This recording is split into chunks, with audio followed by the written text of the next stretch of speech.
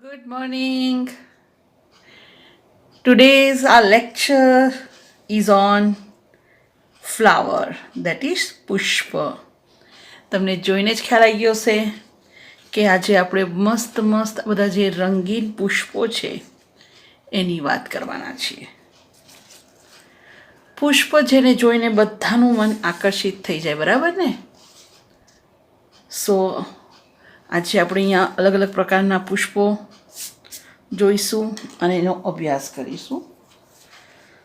સો પુષ્પની વાત કરીએ તો પુષ્પ એ આવૃત બીજધારી વનસ્પતિમાં પ્રજનન એકમ છે. આપણને ખબર છે કે મેઇનલી લિંગી પ્રજનન સાથે સંકળાયેલું છે.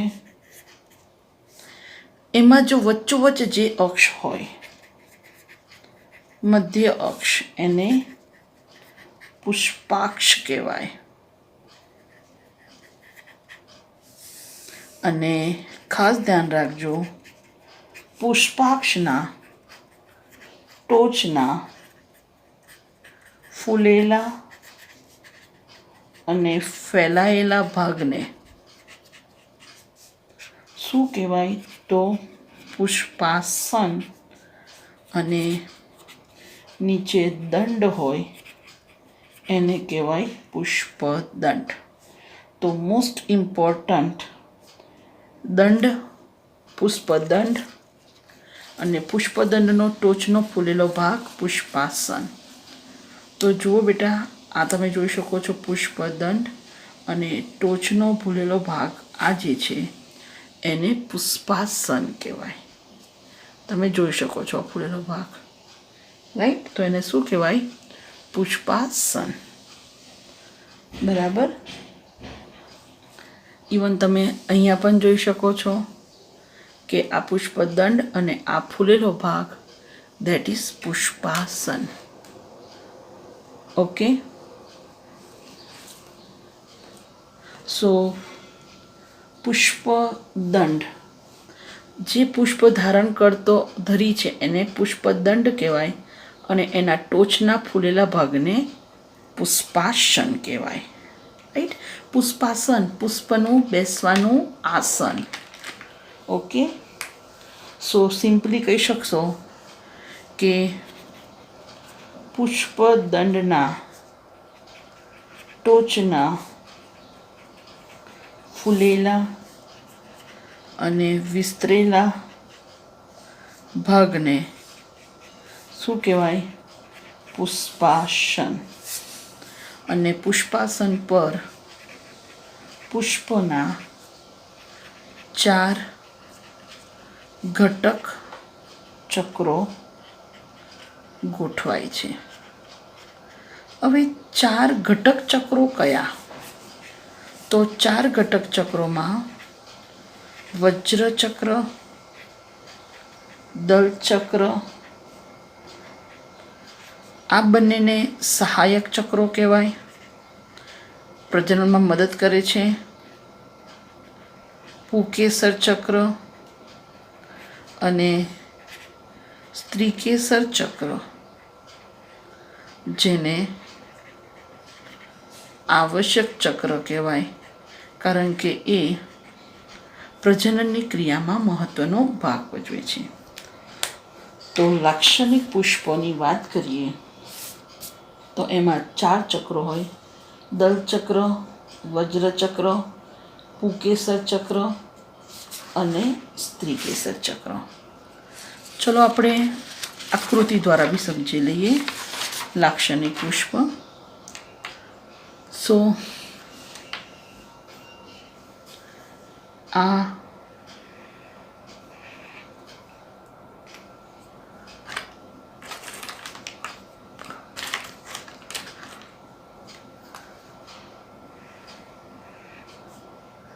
સમજી લો પુષ્પદંડ, એનો ટોચનો ફૂલેલો ભાગ પુષ્પાસન.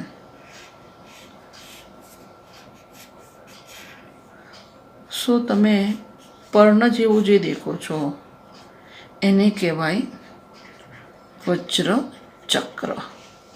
શું કહેવાય? વજ્ર ચક્ર. બરાબર. આ છે પુષ્પદંડ, આ છે પુષ્પાસન.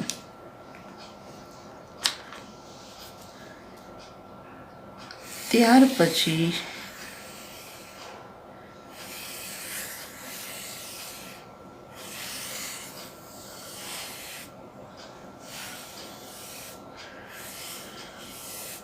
આ જે રંગીન છે, જે કીટકોને આકર્ષવાનું કાર્ય કરે છે, એને દલપત્ર કહેવાય. દલપત્ર ભેગા થઈને બનાવે દલચક્ર. બરાબર. ઓકે. ત્યાર પછી આ તમે જે જોઈ શકો છો એ સ્ત્રી કેસર. સ્ત્રી કેસર તેની રચનામાં આ પરાગાસન, આ પરાગરજનું વહન કરતી વાહિની, પરાગ વાહિની એકચ્યુઅલી પરાગ નલિકાનું વહન કરે. આ છે અંડાશય અથવા બીજાશય, જેની અંદર શું હોય? અંડક અથવા બીજાંડ. અને આ તમે જોઈ શકો છો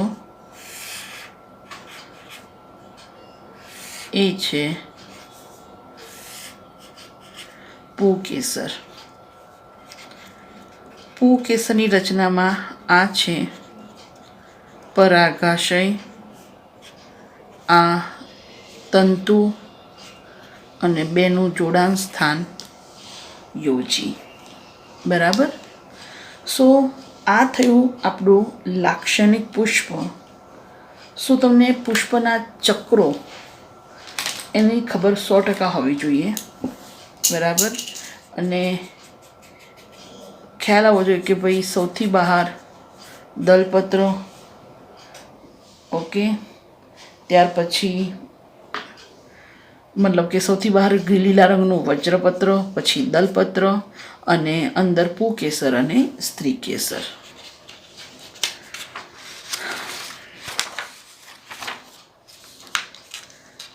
હવે હું તમને લાક્ષણિક પુષ્પમાં 4 ચક્રો બતાવી દઉં. તો તમે જોઈ શકો છો આ જે ગ્રીન છે, આ જે ગ્રીન તમે જે જોઈ શકો છો આ વજ્રપત્ર, આ જે રંગીન છે એ દલપત્ર, તમે આ જોઈ શકો છો એ સ્ત્રી કેસર છે 5, અને આ જે છે એ પુકેસર. બરાબર. સો આ લાક્ષણિક પુષ્પ થયું. ઇવન તમે અહીંયા પણ જોઈ શકો છો કે આ પુષ્પ કલિકાવસ્થામાં છે. તો વજ્રપત્રો અને દલપત્રો એની અંદર ગોઠવાયેલા જે ચક્રો છે એના રક્ષણનું કાર્ય કરે છે. રાઈટ. હવે આ જે દલપત્રો હોય છે એ રંગીન હોય છે અને જે કીટકોને આકર્ષવાનું કાર્ય કરે છે. તમે જોઈ શકો છો કે અહીંયા વ્હાઈટ રંગના દલપત્રો છે. તો અહીંયા જુઓ, આ યલો રંગનો છે. બરાબર. આ દલપત્ર આખું તમે અલગ જોઈ શકો છો, રંગીન. રાઈટ. ઇવન તમે જુઓ અહીંયા આ દેખો પુષ્પ, એનો આકાર, એનું કદ એ પણ જોઈ શકો છો. રાઈટ. તો ઇવન આ દલપત્ર જુઓ જે અલગ જ છે એકદમ. બરાબર. ઇવન આ પુષ્પ બી જુઓ એક્ઝોરાનું છે. રાઈટ. તો આ પણ દલપત્રો તમે જુઓ છો રંગીન છે. ઇવન આ જુઓ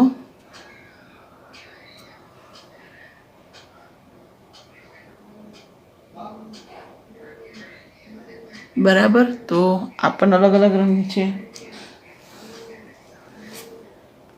ઇવન આ જુઓ ટિંડોળા, એના પુષ્પો જુઓ, તમે જોઈ શકો છો કે જે બીજાશય હતું એ ધીરે ધીરે ફળમાં ફેરવાઈ રહ્યું છે, રાઈટ. અને અહીંયા પૂકેસર બી તમે જોઈ શકો છો, જુઓ ટિંડોળા, બરાબર. ધીમે ધીમે અહીંયા બંધ થઈ રહ્યા છે ટિંડોળા.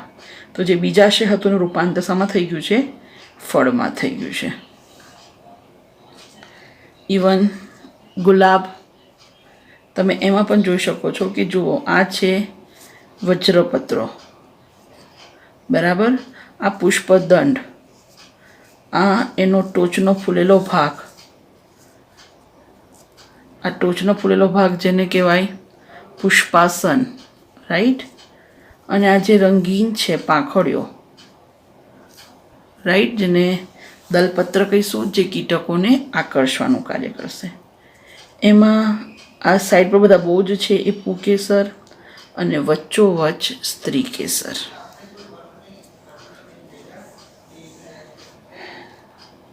ઓકે, આ જુઓ ટિંડોળામાં મેં તમને કીધું એ પ્રમાણે તમે જુઓ, એક એક સ્ટેપ તમે જોઈ શકો છો અહીંયા, રાઈટ. એકચ્યુઅલી બિગિનિંગમાં એનું ફૂલનું મેં ડિસેક્શન કર્યું, જુઓ. તો તમે આ જે જોઈ શકો છો એ એનું પુકેસર છે. અને જે સ્ત્રીકેસર હતું બીજાશય નીચે, આ બીજાશય ધીરે ધીરે ફળમાં ફેરવાય છે, જોઈ શકો છો આ, રાઈટ. અને ઇવન આ બી તમે જુઓ, બરાબર. તો આટલો તો ખ્યાલ આવી ગયો કે જે સ્ત્રી કેસરમાં બીજાશય હોય એ જ શામાં ફેરવાય? ફળમાં.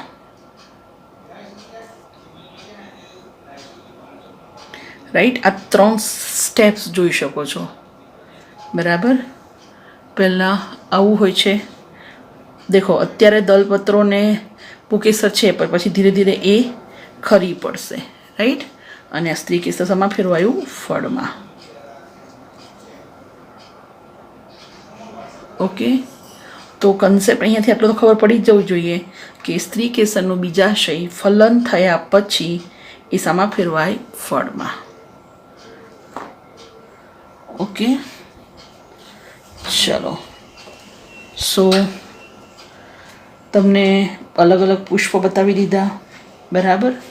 ઓકે, આગળ હું તમને બતાવીશ કે જ્યારે દલપત્રો અને વજ્રપત્રો એકમો દેખાવમાં એક સરખા હોય, અલગ ના પાડી શકાય, તો એને પરિપુષ્પ કહેવાય. તો જુઓ, આ લીલી ક્રાઇનમ છે. શું છે? ક્રાઇનમ અથવા લીલી. તો એમાં તમે જોઈ શકો છો કે આ જે છે દલપત્ર અને વજ્રપત્રો એક જ છે, એને અલગ તારવી શકાતા નથી. સો ક્રાઇનમ લીલી એને કહેવાય પરિપુષ્પ.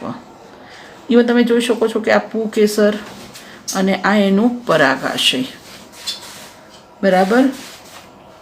તો આ પરિપુષ્પનું ઉદાહરણ છે. અને એકચ્યુઅલી અહીંયા આ પુકેસર દલપત્ર સાથે જોડાયેલા છે. તમે અહીંયા દેખો એ નીચેથી, બરાબર. એને દલ લગ્ન પુકેસર કહેવાય. શું કહેવાય? દલ લગ્ન પુકેસર, બરાબર. સો મેં તમને અહીંયા અલગ અલગ પ્રકારના પુષ્પો બતાવ્યા, રાઈટ. અને સૌથી સરસ તમને મેં બતાવ્યું કે આ જે ટિંડોળા છે, બરાબર. સો તમે એમાં દરેક સ્ટેપ જોઈ શકશો, બરાબર ને. નાના મોટા મોટા થાય છે. સો સ્ત્રી કેસરનું રૂપામાં જે બીજાશય હોય એ શામાં ફેરવાય છે? ફળમાં ફેરવાય છે. ઓકે, ચાલો. સો હા, મેં તમને બેઝિક ઇન્ફોર્મેશન આપી. હવે આપણે પુષ્પના ચક્રોની વાત કરીએ તો સૌથી પહેલાં વાત કરીશું વજ્રચક્ર, જેને કેલિક્સ કહેવાય. સો વજ્રચક્ર જે પુષ્પનું સૌથી બહારની તરફ ગોઠવાયેલું ચક્ર છે,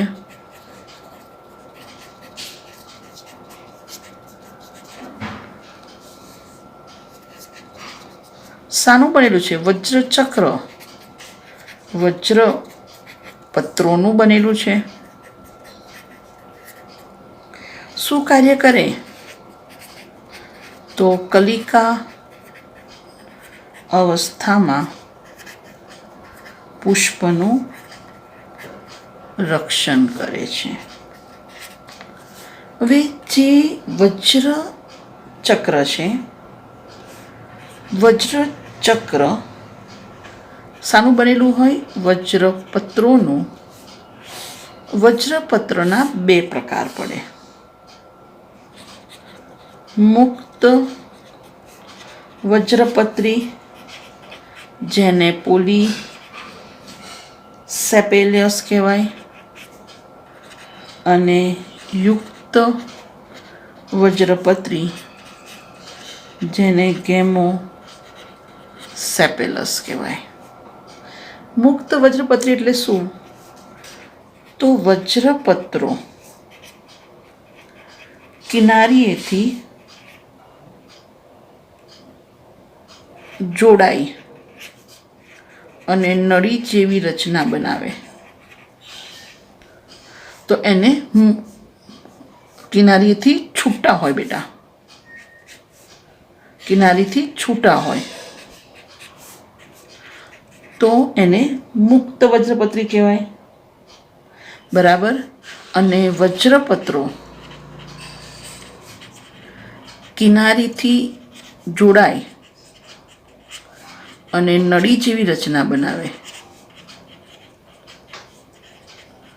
તો એને શું કહેવાય? યુક્તપત્રી. આમ આખા કિનારીએથી જોડાયેલા હોય.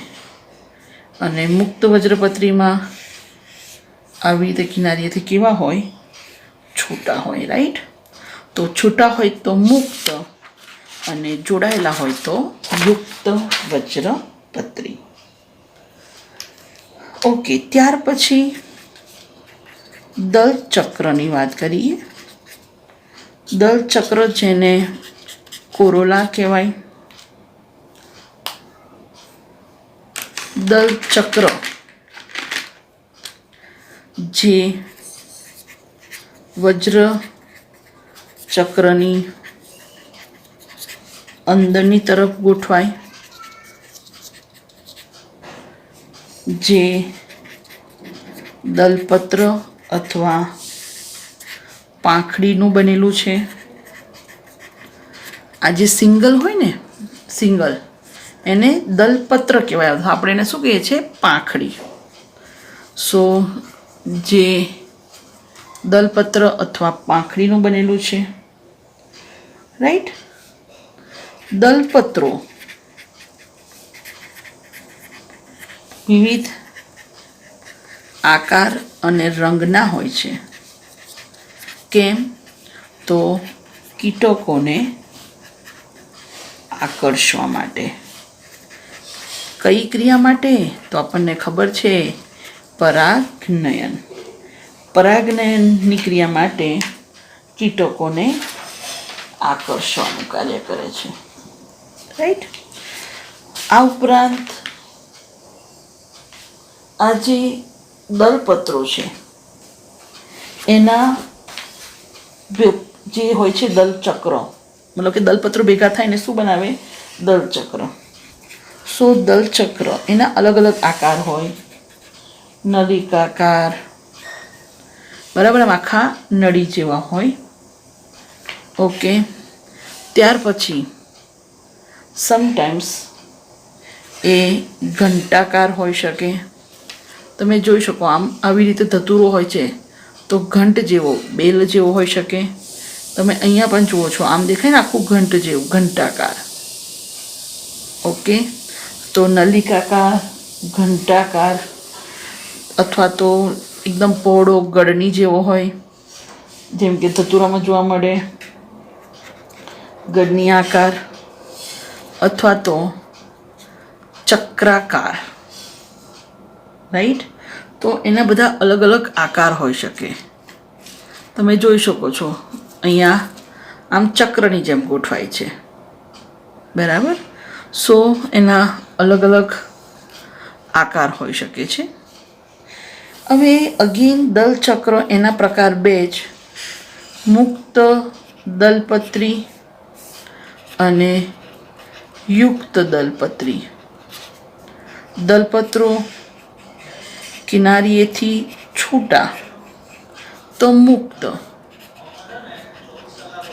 અને કિનારીએથી જોડાયેલા હોય તો યુક્ત કહેવાય. જેમ કે તમે જોઈ શકો છો કે અહીંયા મુક્ત દલપત્રી છે, બધા જ છૂટા છે, બરાબર. અને જુઓ અહીંયા પરાગરજ બી લાગી છે એની, કેસરી કેસરી થોડી, બરાબર. સો કિનારીએથી છૂટા હોય તો એને મુક્ત કહેવાય, અને કિનારીએથી જોડાયેલા હોય, જેમ કે તમે અહીંયા જોઈ શકો છો કિનારીએથી જોડાયેલા છે તો એને યુક્ત દલપત્રી કહેવાય. હવે એક બીજું ખાસ વસ્તુ તમને કહેવા જઈ રહી છું. ખાસ યાદ રાખજો, નવો શબ્દ છે પરિપુષ્પ. સો જ્યારે વજ્રચક્ર અને દલચક્ર એકમો દેખાવમાં